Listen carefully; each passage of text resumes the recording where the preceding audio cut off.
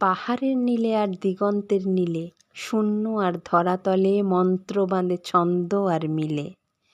বনেরে করায় স্নান শরতে রৌদ্রে সোনালি, হলদে ফুলের গুচ্ছে মধু খুঁজে বেগুনি মৌমাছি। মাঝখানে আমি, চৌদিকে আকাশ তাই দিতেছে নিঃশব্দ করতালি। আমার আনন্দে আজি একাকার ধ্বনি আর রং।